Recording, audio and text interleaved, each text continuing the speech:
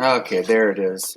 That might drive you guys crazy too. Sometimes it's hard to get the thing to pick the midpoint, but I was able to do it there. And maybe I'll also offset that one as well, give it some thickness.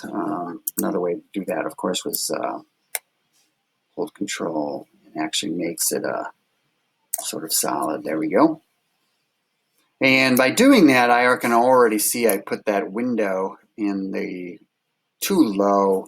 I should move that up, and then I'll add another window back here for that kitchen that I want in the end.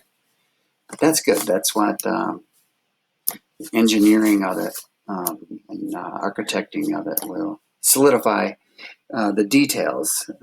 It won't have to change the overall look. It'll hopefully improve it. And you'll see that actually good architecture is defined by that that look of its correctness, its rightness.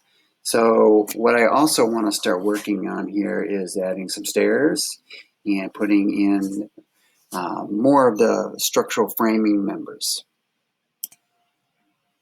Hopefully this works. I just wanted to show you that I also was just starting to Google the A-Frame Truss and got these great images. Actually, this actually shows kind of what I was thinking in my mind when I thought of how this would be put together. So you can see these two triangular plates at the top. These would probably go into every corner really to really reinforce the structure here. Yeah, I just thought these were cool. I want to show you these. But look at this ironwork. This is all handmade ironwork.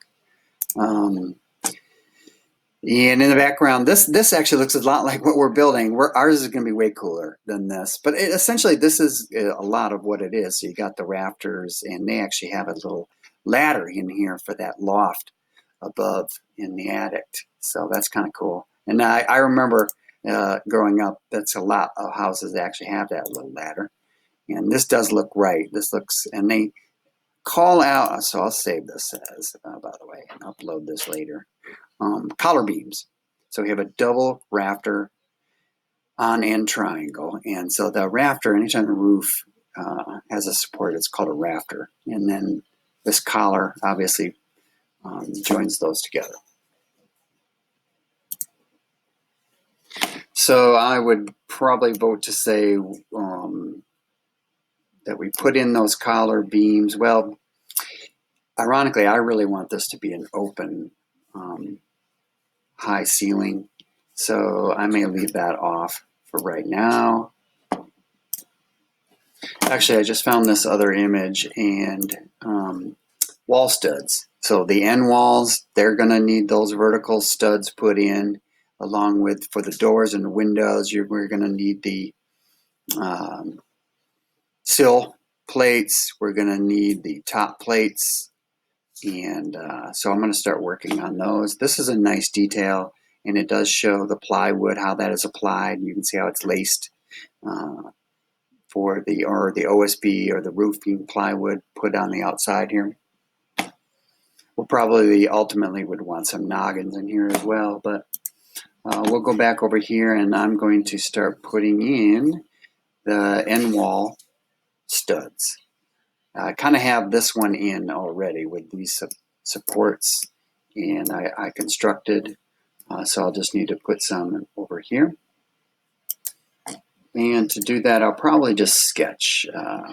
So I'm going to come into the end. Oh, these trees are kind of in my way right here, so let me go get those bad boys out of the way. I find that anything, oops, I'm not moving it. Anything like this, actually what I'm going to do is hide this. There we go. Right click, hide. Just makes it more difficult to model. So it's good to hide a lot of stuff. You can bring it all back later. All right, so what I'm going to do is work on just sketching on here some studs and get that put in and keep going.